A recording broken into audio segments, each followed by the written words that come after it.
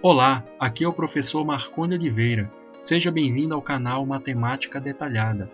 Vamos resolver um problema?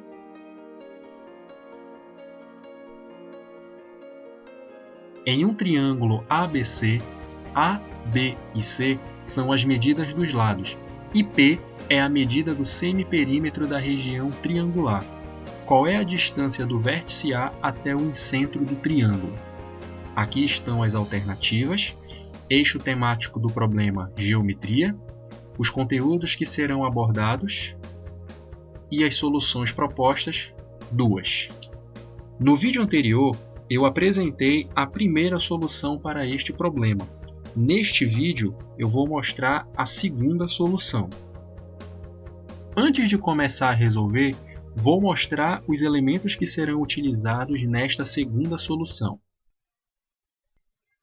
Para a solução 2, considere o mesmo triângulo de vértices A, B e C, de lado BC igual a A, de lado AC igual a B e lado AB igual a C, e a circunferência de raio R inscrita neste triângulo.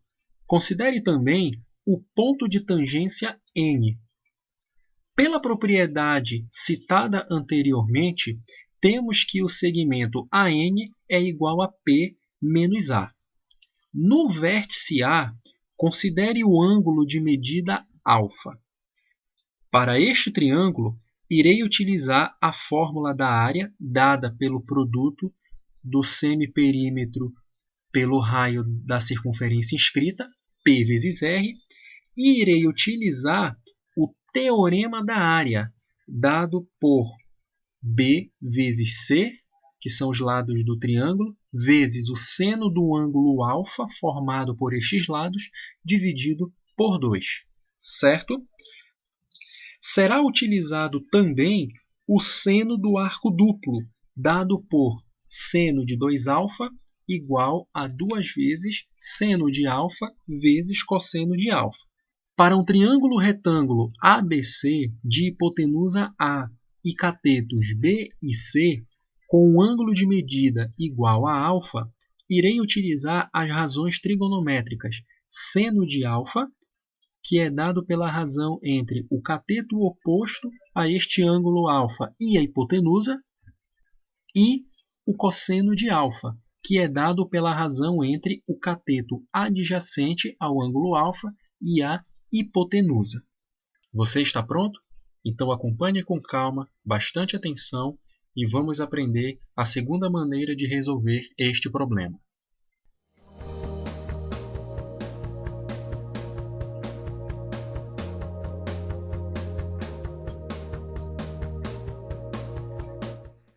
Bom, pessoal, agora eu vou apresentar uma segunda forma de resolver o problema proposto. Novamente, irei utilizar o triângulo de vértices A, B e C e uma circunferência inscrita neste triângulo. Como já sabemos, o problema pede a distância do vértice A ao seu incentro I. Para começar, eu vou destacar aqui no vértice A este ângulo. Então, eu vou começar destacando este ângulo aqui, o qual eu vou chamar este ângulo de 2θ, certo? Daqui a pouco vocês vão entender por que eu chamei de 2θ. Agora vamos rapidamente relembrar o conceito de seviana. A seviana é um segmento de reta que liga um vértice do triângulo a um ponto do lado oposto a este vértice, certo? E as principais sevianas do triângulo são a altura, a mediana e a bissetriz. A altura corresponde a um segmento de reta que liga um vértice ao ponto do lado oposto, de modo que eles sejam perpendiculares entre si, ou seja, formando um ângulo reto. Já a mediana corresponde a um segmento de reta que liga um vértice ao ponto médio do lado oposto a este vértice. E a bissetriz corresponde a um segmento de reta que parte de um vértice e divide o ângulo desse vértice pela metade, isto é, em duas partes congruentes, tudo bem? Como o triângulo ele possui 3 vértices, então ele terá 3 sevianas de cada tipo, ou seja, 3 alturas, 3 medianas e 3 bissetrizes. Dito isso, agora eu vou traçar um segmento de reta do vértice A até o incentro I. Então, vamos traçar aqui o segmento de reta do vértice A até o incentro I. Tudo bem? Mas o que é o incentro? O incentro é um dos pontos notáveis do triângulo. E como ele é gerado? O incentro é gerado pelo encontro das 3 bissetrizes do triângulo. E o que isso significa? Significa, então, que o segmento AI é uma bissetriz.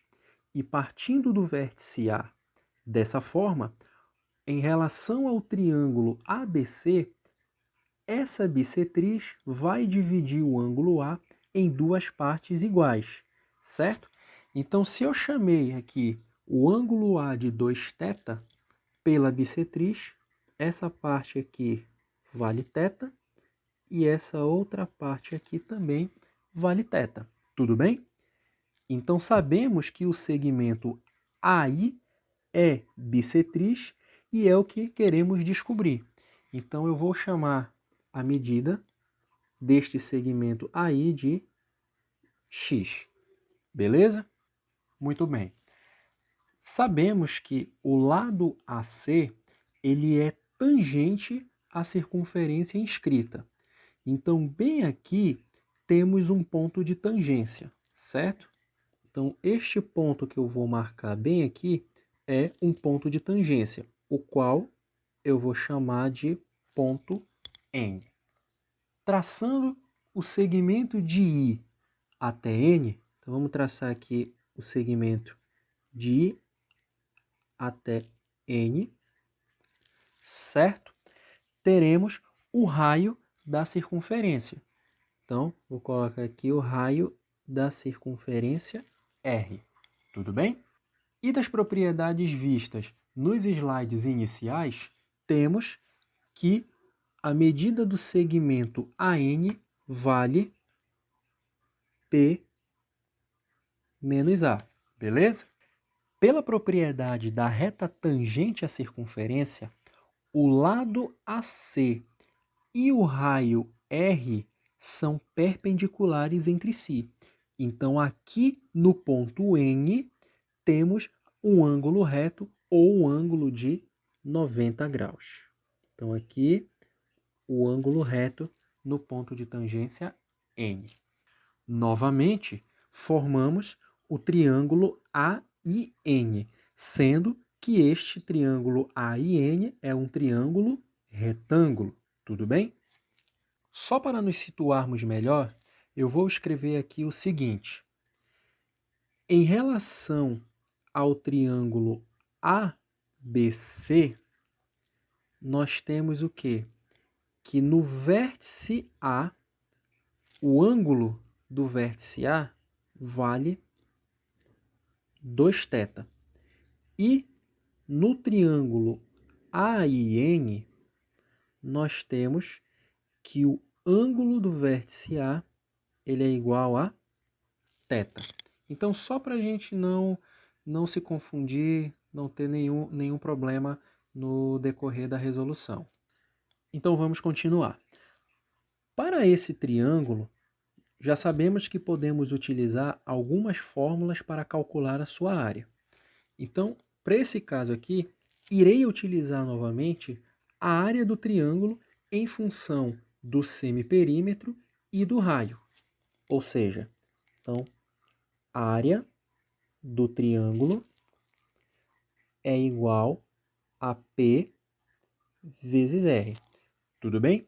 E a outra que irei utilizar é o chamado teorema da área, que diz que a área de um triângulo qualquer é igual ao semiproduto das medidas de dois lados pelo seno do ângulo que eles formam entre si.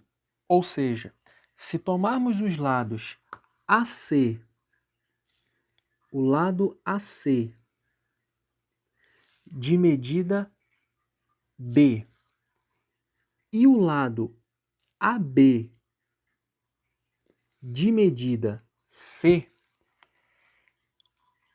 temos que o teorema da área será dado como área do triângulo igual a B vezes C vezes o seno de um ângulo alfa dividido por 2. Ou seja, o semiproduto dos dois lados pelo seno do ângulo que eles formam entre si. Beleza? Então, este aqui é o teorema da área. Como as duas fórmulas se aplicam para o triângulo ABC, podemos então igualá-las. Assim, temos que P vezes R igual a B vezes C vezes seno do ângulo alfa dividido por 2. Tudo bem? Os lados AC e AB formam o ângulo no vértice A, que eu chamei de 2θ. Então, o ângulo alfa que vai ser utilizado aqui no teorema da área vai ser igual ao ângulo de 2θ. Então, escrevendo, temos que P vezes R é igual a B vezes C vezes seno de 2θ dividido por 2, certo? Mas o que é o seno de 2θ? O seno de 2θ, ele corresponde ao seno do arco duplo.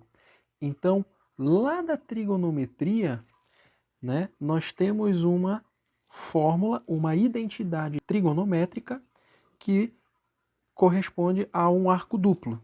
Então, nós temos que o seno de 2θ, o seno do arco duplo, é igual a 2 vezes seno de θ vezes cosseno de θ, certo?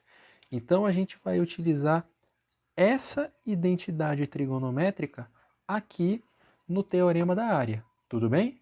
Então, vamos lá. P vezes R é igual a B vezes C vezes 2 vezes seno de θ vezes cosseno de θ, certo? Ó, fiz a substituição do arco duplo. E tudo isso dividido por 2, beleza? O que vai acontecer agora? Nós podemos simplificar o 2 de cima com o 2 de baixo, certo? E aí, justifico dessa forma o porquê que no início da resolução eu chamei para o ângulo A de 2θ, porque aí seria possível utilizar o seno do arco duplo. Tudo bem? Então, continuando, teremos que P vezes R é igual a B vezes C vezes seno de θ vezes cosseno de θ.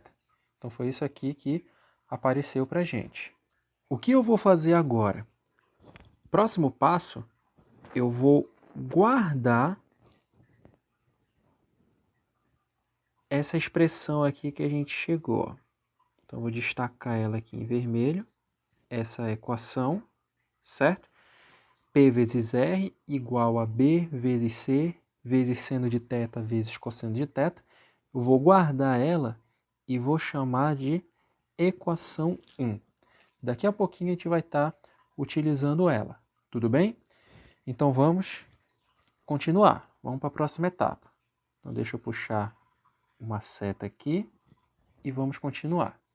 Bom, agora vamos olhar para o triângulo AIN, certo? Então vou colocar aqui para o triângulo AIN. Aí, para ficar mais visível, eu vou desenhar aqui esse triângulo AIN. Então, Vamos desenhar aqui para a gente visualizar melhor. Ó, triângulo desenhado. Nós sabemos que o triângulo AIN ele é um triângulo retângulo. A hipotenusa corresponde ao lado AI, que vale x. Este lado aqui, que corresponde ao lado AN, vale P menos A. E este lado aqui corresponde ao lado IN, que vale R, que é o raio da circunferência. E bem aqui, nós sabemos que o ângulo vale θ. Tudo bem? Bom, então desse triângulo retângulo, com a presença desse ângulo θ, nós podemos escrever algumas razões trigonométricas, certo? Então podemos escrever o seno do ângulo θ e podemos escrever o cosseno do ângulo θ, tudo bem? Qual é a definição do seno? O seno de um ângulo, ele corresponde à razão entre o cateto oposto e a hipotenusa, tudo bem? Já o cosseno do ângulo, ele é dado como a razão entre o cateto adjacente e a hipotenusa, tudo bem? Então, desse triângulo retângulo, temos que o seno do ângulo θ é igual. Quem é o cateto oposto? O cateto oposto ao ângulo θ é R e a hipotenusa é x. Então, seno de θ é igual a R sobre x. Tudo bem? E quem vai ser o cosseno de θ? Então, o cosseno do ângulo θ é igual. O cateto adjacente ao ângulo θ é P menos A e a hipotenusa x. Então, o cosseno de θ é igual a P menos A sobre x. Bom, pessoal, feito isso, eu vou guardar essas duas razões trigonométricas aqui que a gente encontrou. Seno de θ igual a R sobre x e o cosseno de θ igual a P menos A sobre x. O seno de θ eu vou chamar aqui de expressão 2, equação 2, e aqui para o cosseno eu vou chamar de equação 3, certo? Bom, o que eu vou fazer agora? Eu vou relacionar a equação 1 com as equações 2 e 3. Como vai ser essa relação? Eu vou fazer uma substituição. De quem em quem? Eu vou substituir as equações 2 e 3 na equação 1. Então, vai ficar assim. Substituindo